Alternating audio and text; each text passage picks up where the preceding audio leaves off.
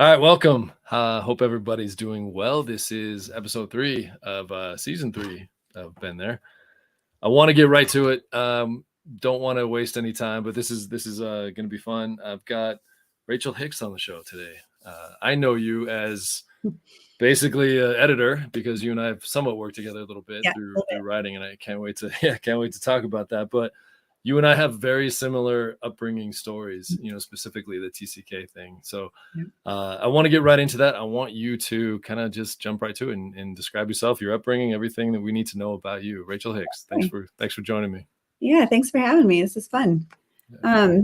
So I was explaining to Ben before we started that my parents were children of missionaries. So my parents were both born and raised overseas. My dad in India, my mom in several places in Southeast Asia. And they met in college and then returned to India where my dad was teaching. Actually, they were dorm parents for the boarding school for a little bit first, but he went back and taught at the school where he grew up, basically. And so my brother and I were born in India. This is northern India, foothills of the Himalayas, gorgeous area. And basically the India was the bookends then of my childhood. And we moved around a lot in between. So basically India, Pakistan, Jordan. We were in what was Zaire at the time. It's now DR Congo.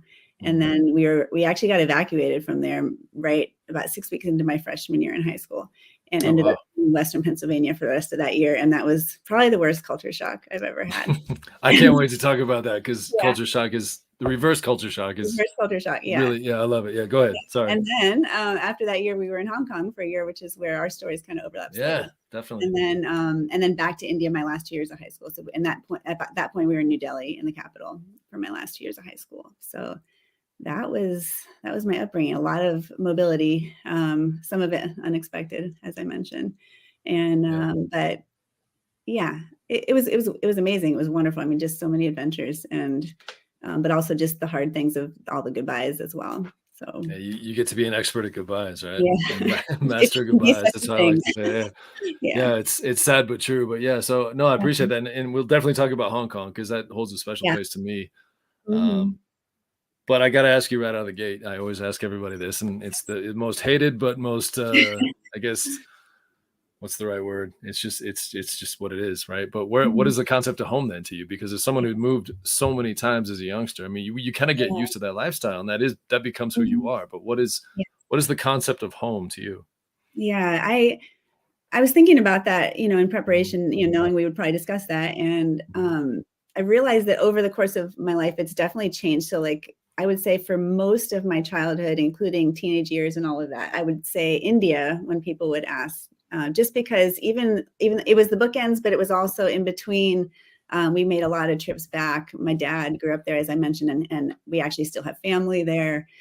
It was the culture that was like my earliest memories. It was the kind of even all those kind of sense memories, like the physical memories, the smells, everything. It was kind of just the most familiar thing to me. So I always said India was kind of most home. But then, over time, I think a lot of us go through this where you realize that sort of where your people are, your family, that becomes home. So family's home. And that just, you have that sense of home wherever they are. And so then there was that.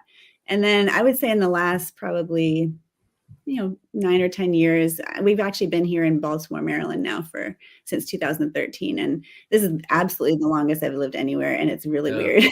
And so I would say, I can relate to that. So too now. I mean, I bump into people all over the city that I know, and I'm super familiar with it. I have history with people here now. So I've kind of come to this idea that home, it's home enough. Like all of those answers, none of them are complete, but it's enough of home to feel okay and to be like, I'm content with that. I don't have to have one solid answer that fits everything. I love that. No, and someone like me, I can totally understand that because it's funny you said that about Baltimore.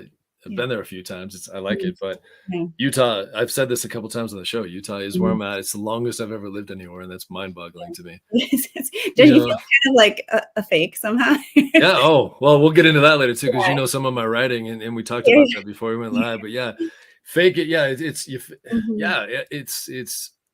you do the best you can with what you have. I guess that's kind of how I always describe it. And there's worse places. It's not a matter of hating where I'm Yeah. at, because Utah's a gorgeous state. There's great people. My Mhm. wife's from here. Mhm. But yeah, if someone still, even though, you kind of get slapped in the face, well, like, you've lived there the longest, it's definitely your home. Like that little, my Yeah. heart starts to beat The fast. distance, I get a little panicky. So I totally understand that. What brought you to Baltimore? Can I ask that? Yeah, so when my family with my kids, my husband, we were in China for 7 years, and it was time to come back for a number of different reasons. And it was kind of interesting. I mean, I'm a person of faith. I really believe it was God that led us here. Sure. We can't describe how that happened, but it was like this part of the country, DC, Baltimore area, was really kind of on both my husband's and my hearts independently. Okay. And then we actually talked about it and discovered that. And we're like, oh, because we originally thought, well, it'll either be Arizona where we lived before or Ohio where we have family. And turned out it was here. And he's been working for the city of Baltimore. Actually, he did Cool. city government work back in Phoenix when we lived there, and so he picked that up again, and has been working with the city here. So, and then I've just been doing my freelance work and momming and all of that. I like how you said just doing your freelance work. We'll get to that in just a second. Yeah, it's a pretty big deal, and I don't want to overstep that. With Baltimore though, like you and I talked about this before, because my family originally is not from Utah. My mom's was from Idaho. My parents met in Idaho, but my dad was from Pennsylvania, which you and I talked about.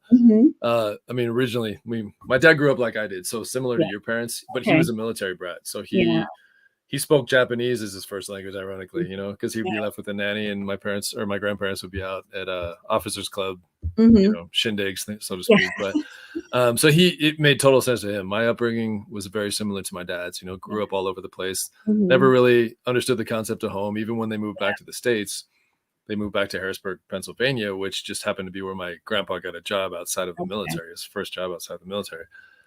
So where was your stateside connection then with your parents then before they started there? I guess you told me though, prior to going though, you're a second generation TCK, which second generation. Okay. Yeah.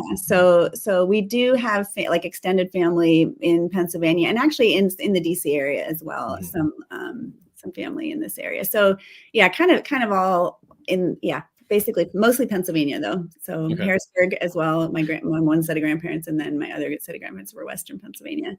Small world, yeah. Yeah, but it was Western PA is really where we spent our summers, and that's very much not, or at the time at least, I don't know what it's like now, but it was just very much not a place that you would meet other TCKs. Yeah, totally. Well, Utah, neither was Utah. So when I would come, like you and I joked about this, and I think I've talked about it before on the show. My brother and I we'd come back to Utah and spend the first probably 3 or 4 weeks here, thinking we were so Americanized, this is the 80s, early 90s. And so we were big hair, fluorescent clothes, go to the mall, do your thing, walk around, act like you knew who you were. And try to blend in, knowing full well. Yeah. I'm going to ask you this then. Yeah. But did you ever have an issue with vending machines? So this was something vending machines, gas stations caused such anxiety for me, because it just seemed like every couple of years, like somehow they would change. Like now they would, accept this. I don't know. It just never seemed like it was standard every year. So I can do you one better that I actually told my wife this the other night, and she laughed at me like, "You're an idiot." I'm like, yeah, pretty much. But I go to the grocery store here stateside. Asia, no big deal. I can go anywhere and totally feel blended. I can feel like this makes sense to me. Come back to the States, and even to this day, even though I've been back in the States on and off 20 plus years, I'll go to the grocery store and she'll say, "Hey, why don't you pick up some steaks or pick up some meat?" I'm terrified of going up to the butcher and talking to the butcher. I don't know how to do it. I don't know what to say. I don't know, like, what do I say? What do I do? She's like, what are you talking about? You just ask for what you want. And I'm like, no, but there's a cadence to it. And she's like, you're an idiot. I'm like, okay, yeah. No, I hear you, because I think I've only done that once. Right. Because it's not something we ever did. I know it sounds so silly I hate to say the common folk of the US, but like it's such like I can go and order noodles in Chinese in the middle of Shanghai and be totally fine. But not even feel remotely, even though I'm 6'2" and white guy, not even remotely hesitating. But I go to here, the guy behind the counter intimidates the hell out of me. I don't know why. It's just one of many quirks, I guess. But so anyway, I get that. I get the vending machine concept. But my brother and I would walk through the mall and act the part. But I couldn't wait to get back overseas. It was half of that is just the age, because you're in adolescence, right? But the other half is you're trying to figure out where you fit in. So I totally get that. Yeah, in Pennsylvania, my dad, like I said, was his side was living in Harrisburg for a while too. So we would go back to Harrisburg. He actually graduated because he moved back for good my brother might be able to check me on this, but 8th grade, I think. And then he started high school in Harrisburg, just outside of Harrisburg. They were in Camp Hill, if that narrows it down even more. Yeah, I know Camp where Hill. that is. Yeah, so he graduated from Camp Hill High School. It's actually not far from where I am here, because we drive up takes about just over an hour and a half to visit my grandmother who's in Carlisle, Pennsylvania. So like right near Harrisburg. And so we go by the Camp Hill exit all the time. Yeah, there you go. So, but yeah, they didn't live that far from I know the exit, well, most of the exits you're talking about, but the cool thing that I always loved about Pennsylvania was the lightning bugs. Yeah. Like we come back in the summertime and that was just blowing my mind as a kid too. Yeah. We'd try to catch them at night, and sometimes you'd squash them, and I'd feel so guilty, but it was pretty cool to look at. Right? So the stuff you didn't have in Asia, they didn't have those. Yeah, right. No, I get that totally. But international school. So I'm assuming you went to international schools growing up. Obviously, you went to HK. Yes, and we can talk about that in a minute. But what was the best part about international schools, maybe? And then if there was an issue, was there one? Go ahead and talk about that. Yeah, I mean, the best thing, and again, you don't really think about this too much, when you're growing up this way, but just all your friends are from everywhere. It's the United Nations in your classroom all the time, and you don't think about it. You're just like, you just know them as individuals. And you think about it when things come up, or you talk, or it's like International Day where everybody has to dress, the part of their home country. And that was always bizarre for me too. But I'm like, what do I do?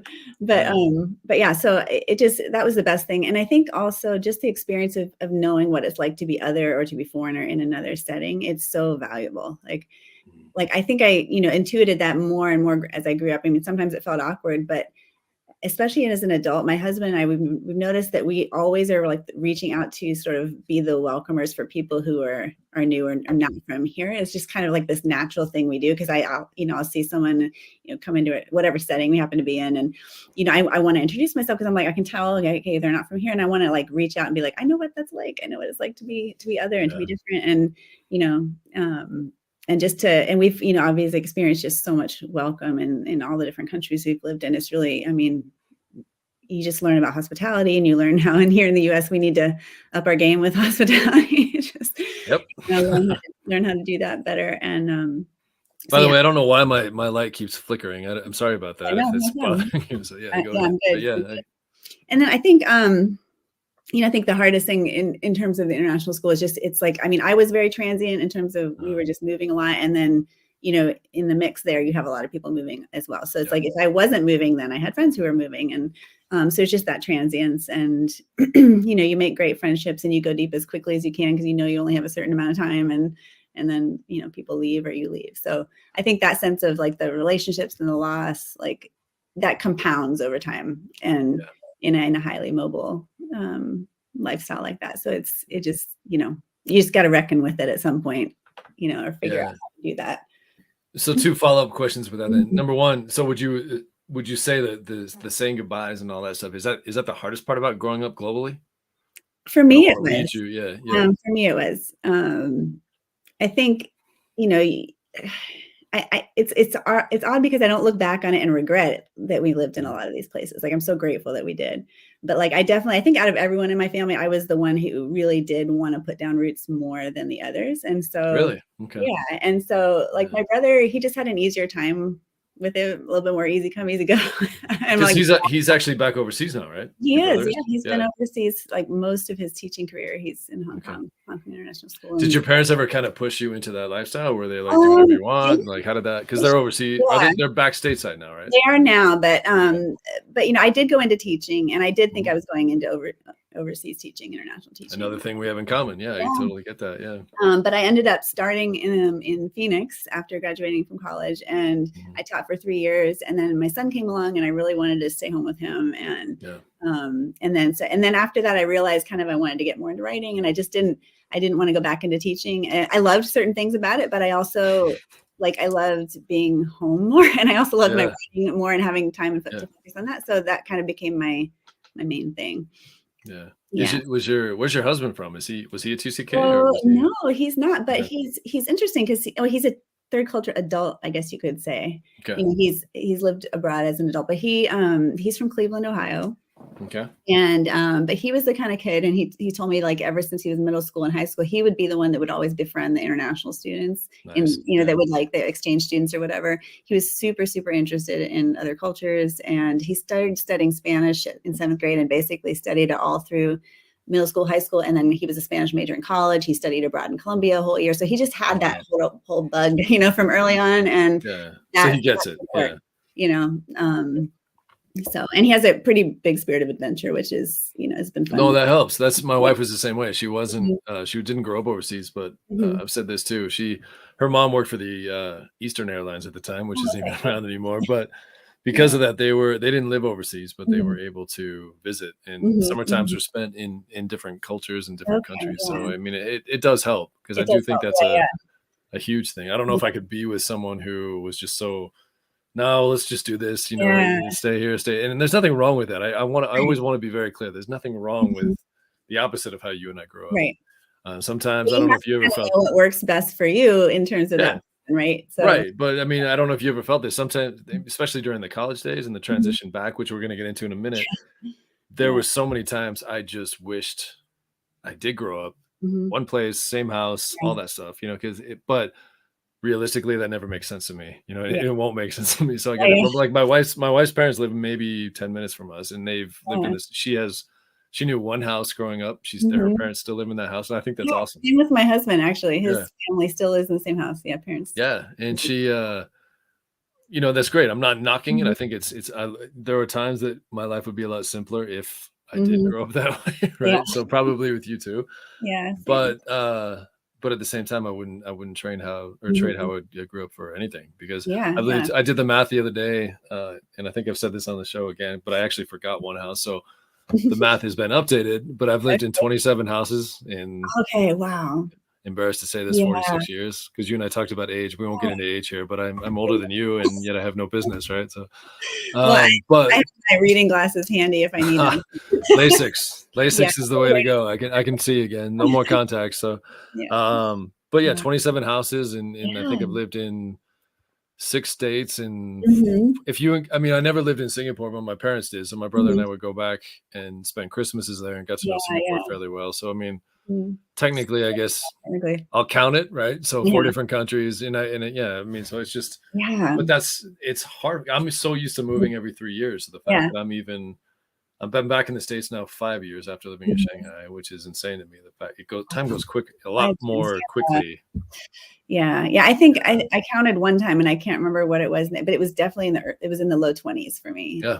And actually, I realized, so the house we're in now, we're coming up at the end of this month, that we will have been in this house for 8 years, and which blows my mind. But when we had been in it for 3.5 years, that was the longest I'd ever lived in one abode. Yeah. It's the 3-year. They always talk about the 7-year itch, right? But we get the 3-year itch, right? I rearrange stuff when I need to. As you should, No, I totally get that. But like, and that's the other thing. Like those 27 houses that I talked about, sometimes they were like 4 in the same city, same country, just because your lease would be up, and it's not like the States, and there's no. If the landlord wanted his house back, or someone said they'd offer more money, you were gone the next month. And so I think in Taipei, when we were in Taipei, I lived in 3. My brother lived in 2, because he's 2 years older than me. But then my parents moved again when I was in college. And so, I mean, I'd go back to a house that I didn't even know, and yet it was in the city that I knew. So, I mean, it's just, this is the world we live in, right? But I wouldn't change it. Yeah, I wouldn't change it at all. So, but you talked about, before we went live, you talked about your kids too, and you've talked about them a little bit. They're also TCKs, right? Do they, how old are they? Do you mind me asking? No, that's fine. So my son he's going to be 20 in January. Oh, wow. Okay. And my daughter is 17. So, so they were 3 and 1 when we left Phoenix and went to China. And then we were there 7 years. So they were, 7, 8 and 10 when we came back. What's their take on then the TCK lifestyle? I mean, do they understand it? Because they came back at a fairly younger age. It was, it was fairly young, but definitely, I mean, we came back, and we were kind of like in limbo for a while. So we were in Cleveland with my in-laws for about 6 months, and while my husband was job searching, and that was kind of tough, because we knew we weren't going to stay there. So we weren't putting weren't getting involved in friendships, relationships, things like that. And the kids were just kind of at each other because they're dealing with their loss, and they're like, we're all like in grandma and grandpa's basement trying to not drive them crazy. That's always fun. Yeah, I get that totally. I was homeschooling them at the time, and until we moved here to Baltimore. But yeah, so I mean, I think everybody was dealing with it, in a different way. But I had that extra kind of clued in sense of knowing what it was like for them. It says they lost the whole world that they knew. That's all they had really known. Was China. And what part of China? Southwest China. We were in Chengdu, so it's Sichuan province, kind of just off of the side of the Tibetan plateau, basically, like in a bowl area.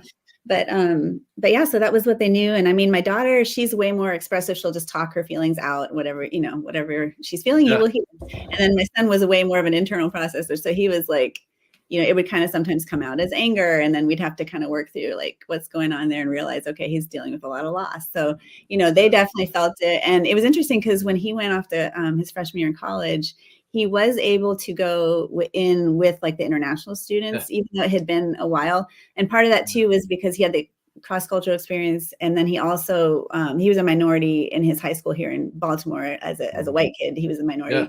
And so he's had just his whole life has been cross-cultural basically. And so, he had a scholarship related to that for college and school. And so he was like, it was amazing for him to suddenly be around like international students and TCKs, and as he walked into freshman year. So that meant a lot to him, actually. I mean, he said he dealt with some of that feeling of it like an imposter since he'd been in the States now. But like that's a great way. And yet sadly it's an attachment that's to a lot of us, I think. Just having done a lot of these interviews and talking to friends of mine too, it's that imposter syndrome until I hate this term, but it's the fake it till you make it, right? And so it's definitely.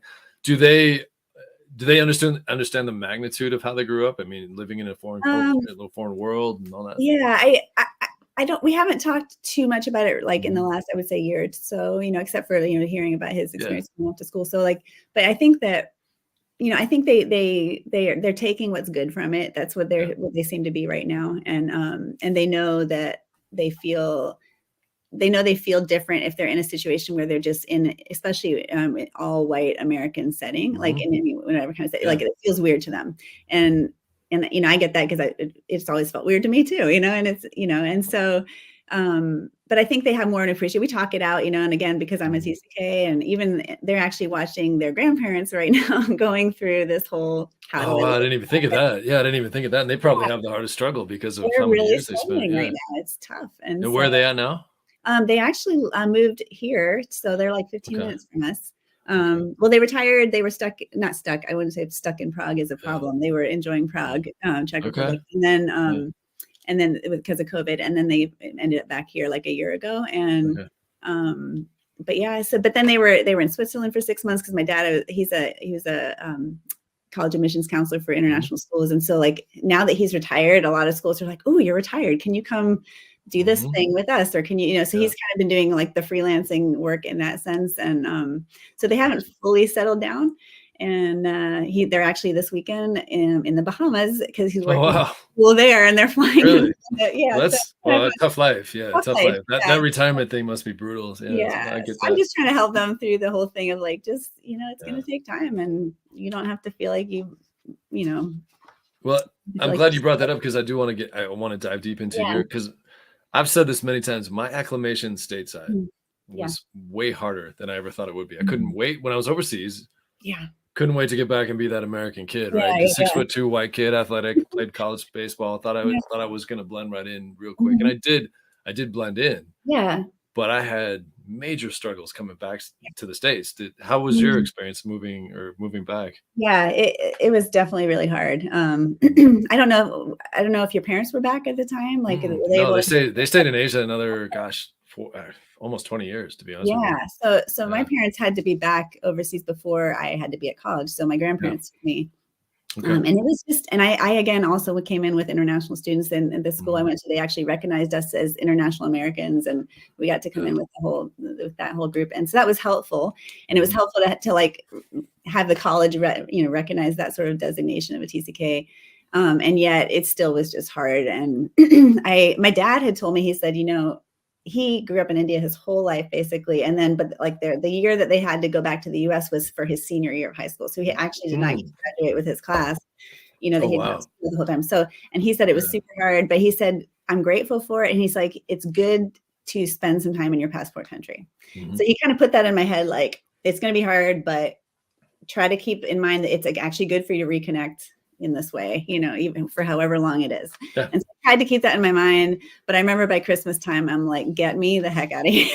I just want to go back to India. Oh, yeah. And thankfully, my parents were still in India. So I was able to go back at Christmas time and just kind of get that, you know, like get it out of the system a little bit. And so I mean, I had a car accident my freshman year. Oh, boy. You had a car? Or did you have a car accident, or was it your car?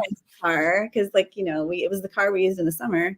And we were going back overseas. So I took the car and crashed the car. Oops. I fell asleep at the wheel. Yeah. Oh, no way. Really? Oh, see, these are the stories I like. I'm like on the side of the road and people are like stopping and running toward me. And they're like, can we call your parents? I'm like, they're in India. I don't think you can call them. So, yeah. I struggle with when it was ever like I go to the doctor and put like, who's your emergency contact? Yeah. Like, okay, technically I'm here at 17, 18-year-old kid. And like, okay, it's my parents, but you're not calling overseas. I already know this. So it's like, or that was always like, your medical history, like, who's your doctor? I don't really have a doctor. Yeah. Dr. Wong in Taipei. Even though my parents don't live there anymore. Like, it's good luck with that. Yeah. Go figure. So no, I get that.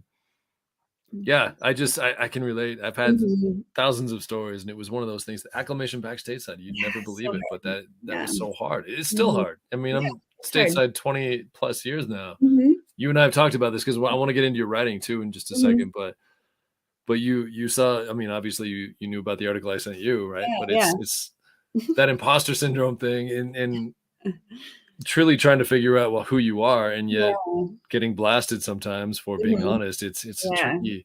Or for not knowing things. Like, how do you not know how to do that? Like, no.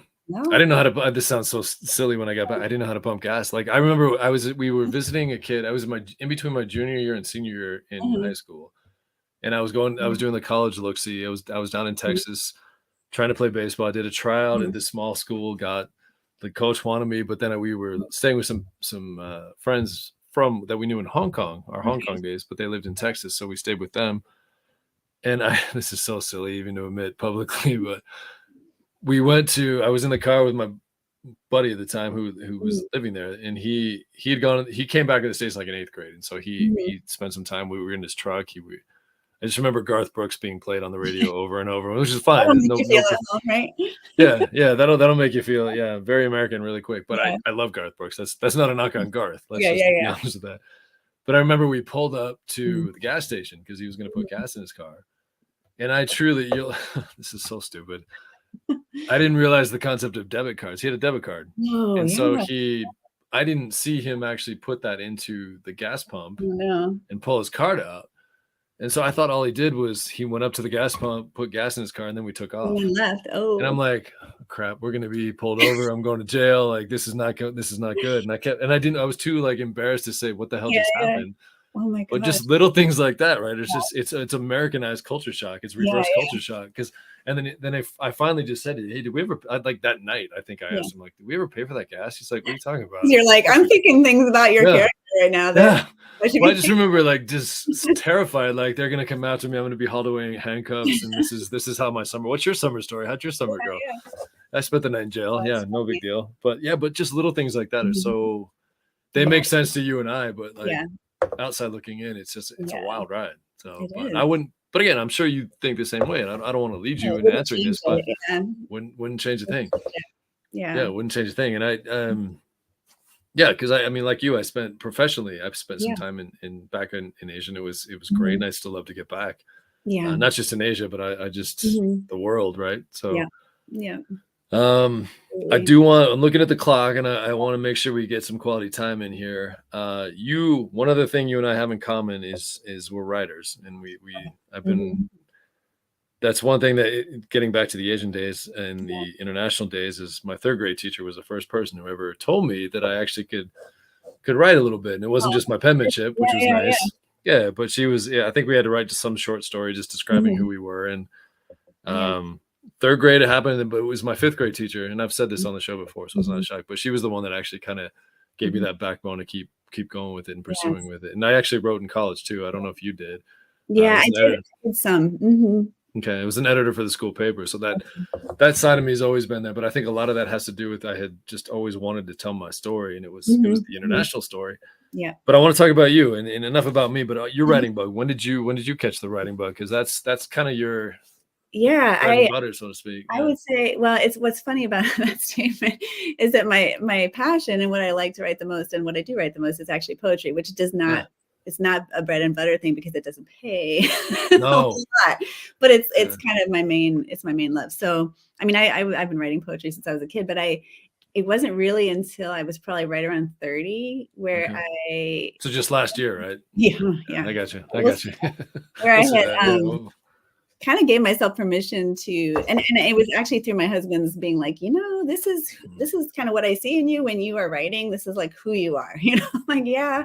That really is. And just realizing like, this is something I have to do. It was kind of this compulsion sense. And then I think over the last like decade or so, just realizing like that, I think writing can be a vocation. Like it can be something that you called, and most people who just have to write, like that's what their sense is. It's a vocation, whether you're writing, whatever it is, whether you're writing prose, fiction, like whatever, nonfiction, it's something you have to do. So like I get antsy and irritable if I go a stretch and I'm not writing. And so I just started kind of taking it more seriously, I would say, when right around the time I turned 30, and started just like reading like more poets, kind of like, like classic old school poets as well as contemporary stuff. And I just started like learning a little bit more about craft and doing all this stuff. And I started then like revising my stuff better and kind of taking it more seriously and professionally, and then submitting things. So, and have had thankfully some great stuff published. So that was exciting. And working on a manuscript right now of poems. So the poems. That's awesome. Yeah. Who's your favorite poet? My favorite poet is actually a Polish poet, Czesław Miłosz. And he, this is embarrassing, but I don't know, a number of years ago when I first started, I saw a few of his poems here and there, and I was like kind of thinking I discovered this guy, like, oh, he's this Polish poet. And then I realized, okay, he actually won the Nobel Prize for. Oh wow, yeah, I wouldn't have known, but yeah, he's like very well known out there. And I was like, oh, but what's cool is that he actually, he's a writer in exile. Like, so he actually literally was in exile. Yeah. He claimed asylum in France from the communist Polish government at the time in the like early 50s. But he had a sense of exile sort of like internally as well, even growing up in Poland. And he was very globally mobile, like in the region, kind of in his early childhood. And so he's just always had that sense of exile, and had this sense of somebody that's sojourning around the world. And I think that's one of the reasons why I really like him. That's awesome. Yeah. What's I'm trying to think. So then, obviously, I know you through Among Worlds. Yes. What's your and I don't want, before I get to that though, hold on a second, because I want to make sure this is you're being very humble, because you're also, and I appreciate that, but you're also you're an award-winning writer and poet. So I want to make sure the people that are watching this know that too. You don't do this just as a hobby. I mean, I'm sure it started that way, but it started that way. Yeah, you're award-winning, and so I want to make sure people know that. So that's awesome. That's a big deal. So, but having the way I know you is through Among Worlds, which is a fantastic magazine, by the way. And I knew about it way back when. I don't even know if I told you this, because you've been with Among Worlds since early 2020, basically. Okay. I think I came on board like end of January, early February 2020. Okay. And will you describe what Among Worlds is, just for those that are kind of. Yeah, so Among Worlds magazine, it was actually running for, years. And then I think it was like 2015 or 16, it was a print magazine. In 2015 or 16, it was like put on pause. I think they were changing editors or figuring out kind of the future of the magazine. And then 2019, they had an editor that they had hired to kind of relaunch it. And she's amazing, Marilyn Gardner, and she's a TCK, and she's written several books that are just like must reads for TCKs. So I'm a big plug for Marilyn. But anyway, so she kind of got it started and relaunched as a digital magazine. So it comes out quarterly. And it's basically for and by adult TCKs, and adult meaning kind of like we've taken things from like juniors and seniors in high school up through, any age beyond that. And it's great. I love it. It's been so fun to kind of just get to know different people through that. And we publish some fiction, we publish poetry, but we publish a lot of people's stories, just essays about different things. And those are my favorite ones. I love this everyday stories are the everyday stories. Yeah. And most of it, there's pieces that any TCK can relate to. So I love that. And our next issue, I'm just going to throw this out there because coming up on deadline for the December issue and end of October, give or take a few days, you can still send stuff in. So I'll send a link and we can throw that out there. But absolutely. What's the theme this time? Because I looked at it. Yeah, it's risk. So I thought take that in a whole lot of different ways, but what's risky about being a TCK, or what's risks you've taken that you are glad you took or that you regret, and take it any which way you went. So all the above, right? Yeah. Well, the funny thing is, the reason I bring that up, and I wanted to make sure you were able to plug Among Worlds. I actually, this is almost 20 years ago. I submitted something so I've known about it amongst world, and it got published. That longer than I have then.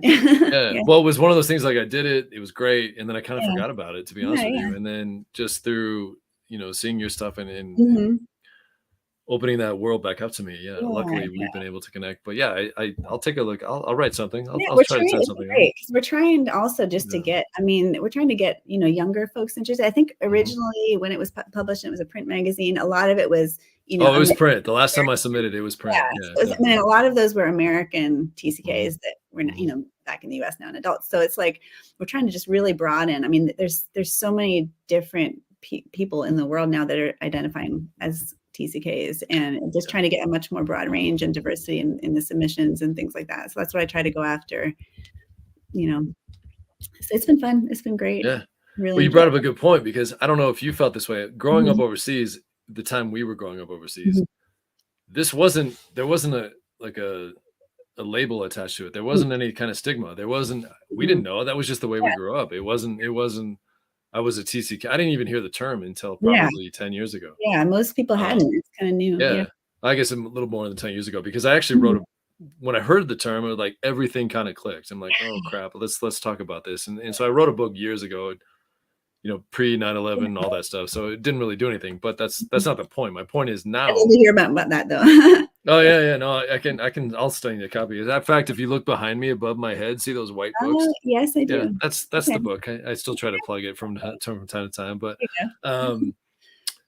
my point to that was, it was like, now there is a label, and I'm so glad that there's this, there's platforms that we can talk about this stuff, because I think the hardest part for me, kind of circling back to what you and I were discussing about being a TCK, just that identity crisis. We talked about it with the one I submitted to you for Among Worlds, just that gas station identity crisis. It was just because people think you're one way just because of how you look, and intrinsic, outwardly, sure, that fits the bill. I get that, but intrinsically, I feel more comfortable, as it sounds like you do too, overseas and things like that. But there was never any attachment to, okay, this is a thing. Yeah, right. And now there is. I had earlier knowledge of it just because of my parents, and especially my dad as an international school counselor. Like he's helping kids who are processing this, all the which time. is huge. I was lucky to just have that, So that is huge. But it's done. There's so many people that have said, oh my gosh, when I first learned that term, or I first heard somebody describing it, I was like, oh, there's actually like a group of us. There's actually like, this is a thing, And some people initially resisted a little bit. They're like, you can't put me in a box. And then they're like, oh actually, that's me. Well, and there's also people that like, okay, that was my life. I did that, but I moved on. And that's totally cool too. I don't knock anybody for how they're acclimating or adjusting to whatever it is who they are, whatever. Yeah, there's different paths that people need to take, based on that. But I think the way I think, and the way I, like, even emotionally, like, sometimes things kick me in the butt, and it's like, what's the hell's wrong with me? Like, and then I realize, okay, maybe this does stem back to it's that yearning for acceptance, yearning for wanting people to understand who you are without having to say it. That's why you and I have never met. We've had some email exchanges, but I feel like you and I have way more in common than a lot of people. I could talk to you for a while. We only have about 20 more minutes, but I could talk to you for a while. Yeah. It's not a knock. That's how we grew up. That was our story. It's still our story, right? And it's not a right or wrong. It's just who we are. So I know. Yeah, it's funny when you're talking about just people when they see you and they think different things. So my husband likes to tell people about how we were the same year at our college in Ohio. And again, he's from Cleveland, Ohio. He was actually less than an hour from home where he was going to school. So, but he said that, like initially when when we met, and we don't actually remember the first time we met, which is kind of funny, but it was a small school. So people are bumping into each other a lot. And he said he just thought I was kind of like this crazy, like, he used the word exotic because he's like, you looked American, but you had like all this, you're wearing all this Indian clothing. Cool. And he's like, I just didn't know what to make of you, Yeah. I was like, I just thought you were just basic Ohio boy. Like we just kind of like wrote each other off, initially, which is pretty funny. Well, I got two. It's funny on that note. I got two things when I ended up transferring to Boise State and I finished at Boise State. Go Broncos! So proud Boise State boy. But when I got there, a lot of things are going on. I had torn my knee up, and so I had just gotten out of literally. I think I had knee surgery 2 weeks before I moved to Boise, and it was one of those things. I walked in crutches, and so all those hopes and dreams of a baseball career kind of went out the window. And so I was bummed about that. And then everybody just kept thinking like, oh, he just keeps to himself. He's an introvert. He's all this stuff. There were so many things going on, but it was a wild ride because I got placed in a dorm, and my roommate, I've said this story, and I don't know if you've heard it, but you'll appreciate this. Yeah. When I got to Boise, I'm walking in on crutches. Everyone kind of thought I was a little stuck up. I'm like, no, I'm not stuck. I just don't understand the clicks. I didn't understand it. But when I got into the dorm, I had a suite of 4 guys. And then on one side, it was this kid's name was Manny Lee. Okay. And you walk into the room, and like on the door, it was like, welcome to Boise State, Ben Vogel. And next to my name, they had a Taiwanese flag. Oh. And then you see where this is probably going. And then under his name, it had an American flag. And like we kept getting people knocking on our door, and like because he'd walk out. He was an Asian American kid. He's Chinese.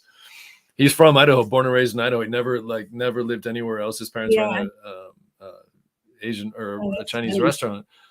But everybody kept saying, like, I think they got your flags backwards. Yeah, they kept getting, and I was like, no, they don't. And then they thought I was being a jerk. I'm like, no, I can't win. That's so hard. Oh man. And so it was one of those things. Like for a long time, people just kind of brushed me off, like, oh, that guy's kind of into him. So I'm like, no, I'm not into myself. So many TCKs kind of like sit back and observe for a while first, because you're trying to figure out, oh, this is a new scene. How does this work? And 100%. I had the same thing. Like people thought I was stuck up, and I'm like, I'm naturally shyer anyway. Yeah. And there's that, and then I'm trying to figure out when we actually got evacuated during my freshman year and ended up in back in Pennsylvania.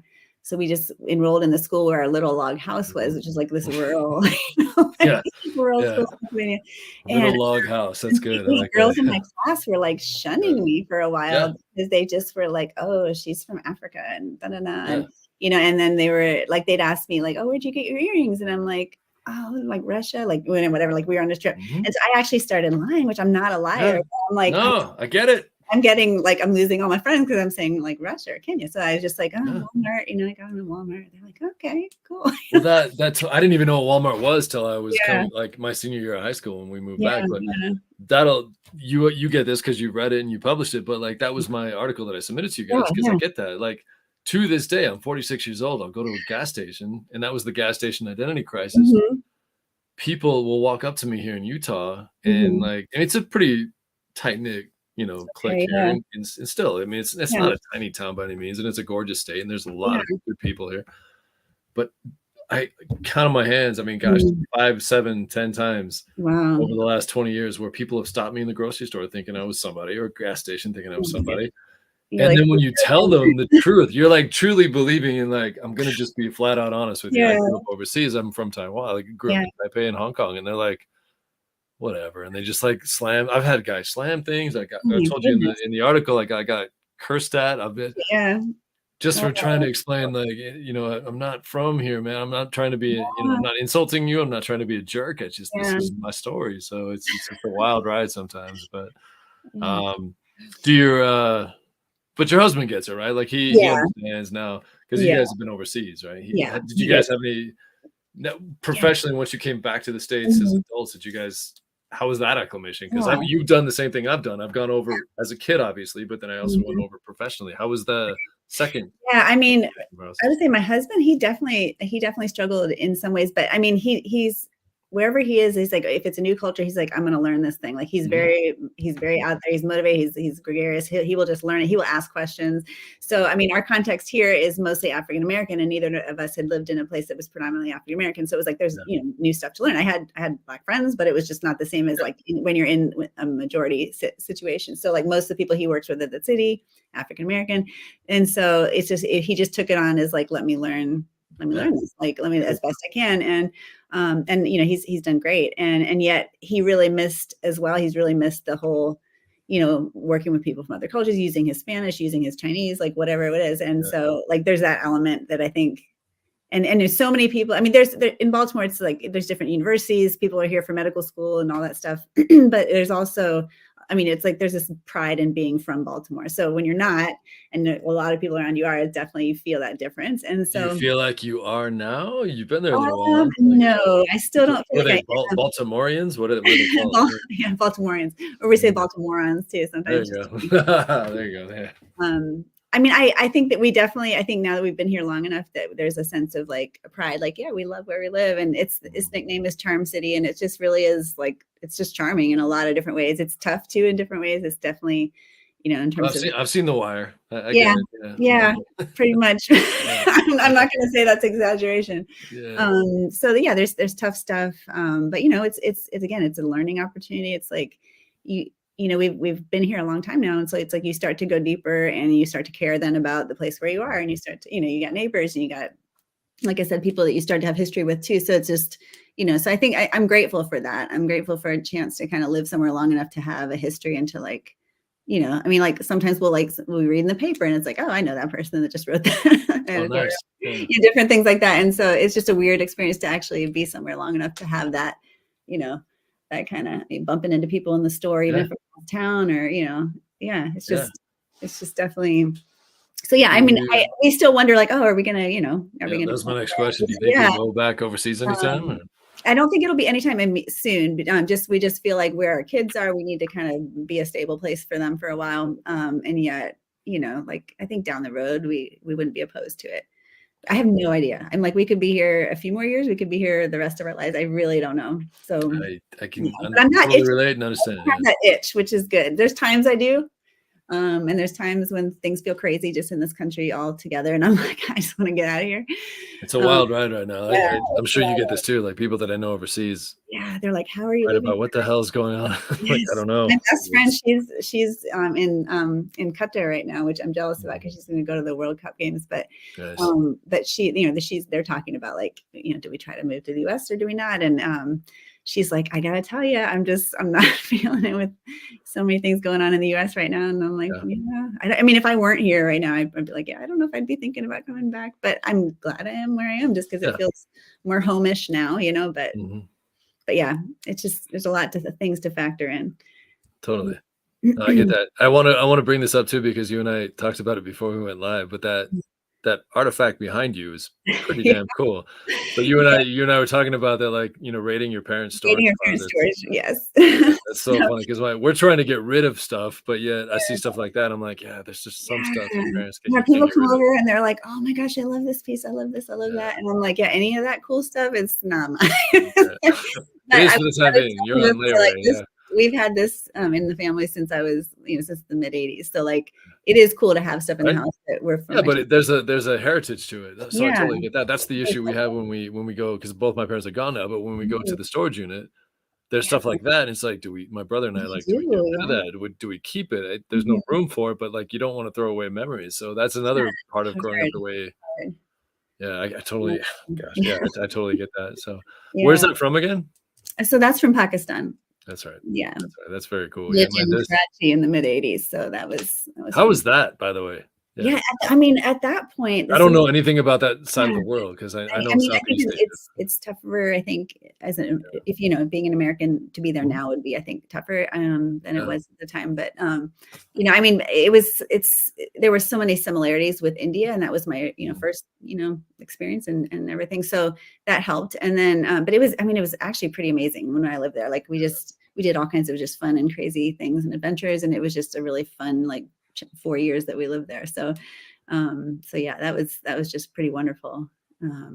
Just I mean, going out in the desert, doing all kinds of different things, going to the beaches, and Yeah. it was I think really people forget that. I mean, they always think of mountains. I do. Like when I think yeah, of Pakistan, I think of mountains, but yeah, yeah, beaches, right? yeah. We were like on the coast, yeah, in Karachi. Yeah. So That's yeah, wild. Yeah. it's pretty I fun. actually got, instead of, I mean, when I interviewed to go to Shanghai, it was Mhm. between international school that I went to, Shanghai Mhm. Community International School, or I did get an offer Mhm. from Pakistani international school. And Okay. I was just like, at the time, it was like, it In was a Islamabad or safe, somewhere else? it was in Islamabad. I'm trying to think Yeah. exactly where it was, but it was just like one of those safety issues. I'm like, Yeah. You're like, you know, it was, things were kind of, and this is 8 years ago. So, I mean, okay. it was, you know, times Yeah. were okay, but they weren't still Yeah. great. And so it was just Okay. one of those things that, yeah, Yeah. and I'd never been there. Shanghai, I mean, I never lived in China prior to that. I'd lived in Mhm. Hong Kong and Mhm. Taiwan. Yeah. So it just kind of felt more of an easy Easy transition. But I, transition. Yeah, that makes sense. Yeah. Yeah. I actually, yeah. You've talked about this, I think, on other with other guests, but just the whole idea of like how the sports conferences work. So like I've been yeah, to yeah. National School of Islamabad for sports stuff. Okay. So you Yeah. get it. Yeah, yeah, that's a spoiled thing. Yeah, we used to fly to go like Yeah. our state tournament when because I coached high school baseball here for a Yeah. long Yeah. time, and when I tell my players like, "Oh, this is nothing," they're like, "We have a 3 hour bus ride." I'm like, "It's nothing." Just like, Yeah. "What are you talking about?" Like, "Yeah, we flew." Like, it sounds so spoilage, but It it's not. does. It's not what I'm trying to like get across. It was just Yeah. that's what it Yeah. was. We would That's go what and fly, it is. and the end of the season tournaments were in remote places, but Yeah. like Singapore and in And Bangkok. you do homestays with people Yeah, and yeah, yeah. yeah, yeah. Oh yeah, Yeah. my buddy Greg Hinton, he can relate to this. But my sophomore year of high school, we went to Bangkok for one of Mhm. our sporting culture. It was IASIS is in Okay, yeah. Southeast Asia, but we were so just bugged at where we were staying and who we were staying. We were staying with the principal of the school, and so there Uh-huh. was no leeway. Like you couldn't. Everything was Oh, regulated. There was like we had to be here, here, and here. And I yeah, get that now as an adult, but at the of time we course. were just so bugged that we kept like they had their alarm was so structured that if you opened the door and took a Yeah. step out of your room, an alarm would go Oh off. my gosh. Yeah, for Wow, safety reasons, obviously, yeah. but it was just like, this is ridiculous. Wow. We would basically go in the room at 7 o'clock and Yeah, have to stay there all night. We were just I know. bugged, and so we set the alarm off multiple times just to be jerks Wow. because we were 15, 16, Yeah, yeah, 17. yeah. The craziest one I ever did was, I stayed at I think it was the home of the Iranian ambassador Wow. in, where was that? Oh gosh. I think it was when I was in India, so it must have been I don't remember where we were, in Bangladesh or something, but it was Yeah. like this gorgeous house. It had like a bell pull and in the room. I mean, it was nuts and Wow. deer in the yard. What? Yeah, it was this whole Wow. crazy and my parents, they were on the same trip, as Yeah. coaches, and they were, like, in this, like, cockroach-infested hellhole.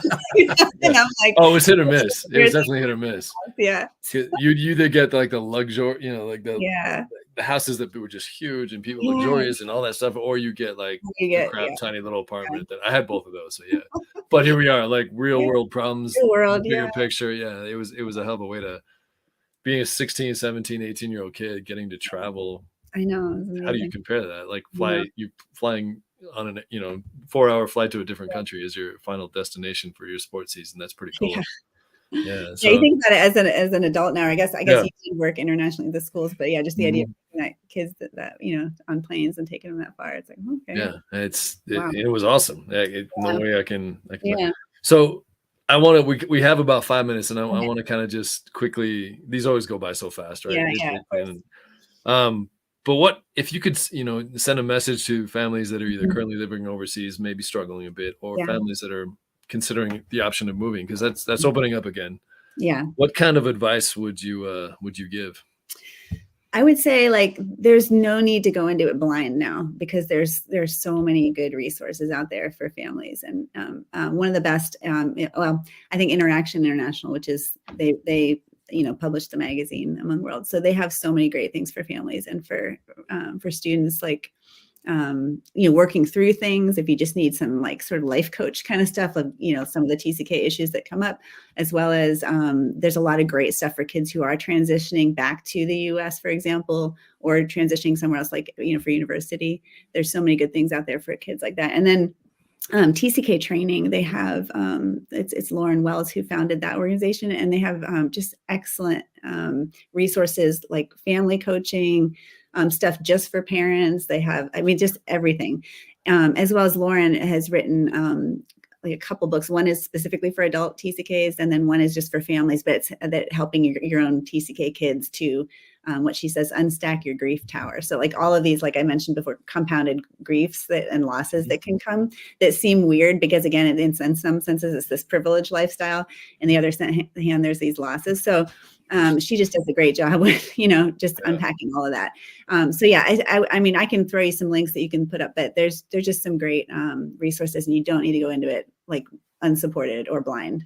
Well, yeah, I love that because that's what we talked about earlier. Like when you and I first moved overseas, there was nothing like this. It just except here's a suitcase, here's an airplane. Good luck. See you in a couple of years, right?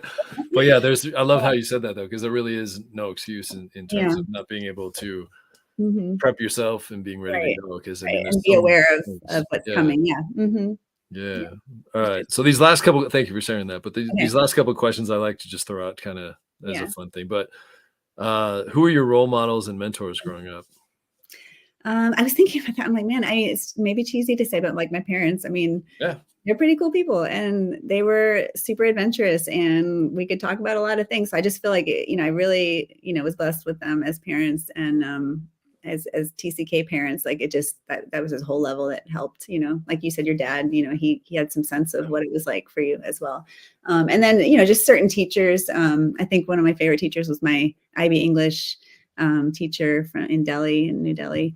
And Valerie Thomas, she was just great. And she was so like, I ended up being an English major and she just was so passionate about, she would just literally swoon over different like things with poetry and stuff like that. And I loved seeing a teacher who was that passionate about stuff. Yeah. And she also treated all of us like, like kind of like as adults, like she really would engage with us. She would care about what we thought. She wouldn't treat us as, in a sense, I don't know, younger, below her in that sense. So she was just wonderful. She's since passed away, but she was amazing. Yeah. So I would say those are probably my top. No, it's funny how they stick in your head, whether you're overseas or not, but like good teachers are good teachers. Say that in 5th grade. I actually got to see her a couple of years back with her husband and they were in San Diego and I just happened to be in San Diego. And so it was really cool to kind of just pick up and it's same thing. I mean, I hadn't seen her in 25 plus years and she was always just the one that like valued every kid and really inspired kids and made them believe they can do anything, even if they couldn't, she'd make them feel that way that they could. And so it was kind of cool to kind of see her and kind of pick up that. I'm going to skip over this next one because we're running short on time, but I do want to get to this as a TCK, as someone who's been over the world, moved over the world, lived over the world, traveled. Is there still a place you'd like to get to that you haven't been? I've been able to do just a little bit of European travel in the last few years. And because most of my growing up, it was like we would go through the European airports to get to wherever we were going in Asia or Africa, whatever.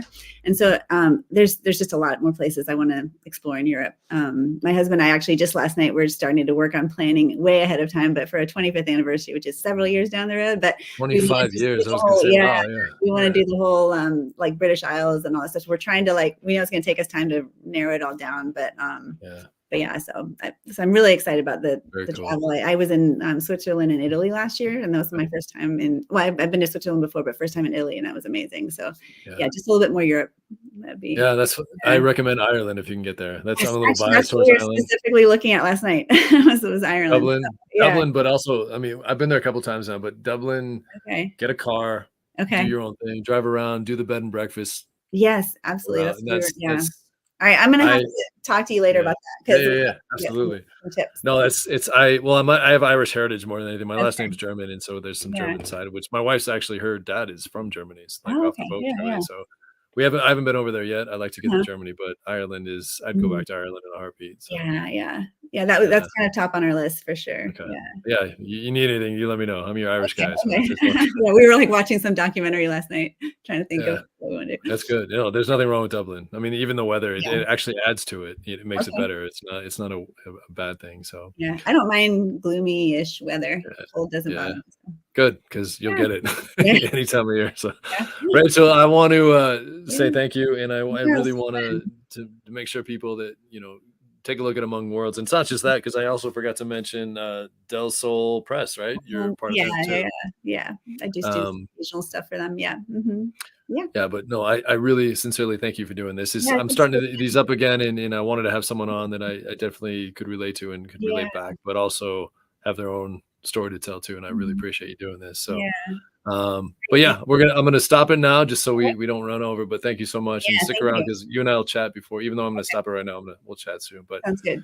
this has been another episode of BenThere. So thank you guys for watching. And if you have any questions, comments, all that fun stuff, just feel free to reach out. But until next time, Rachel Hicks, thank you very much.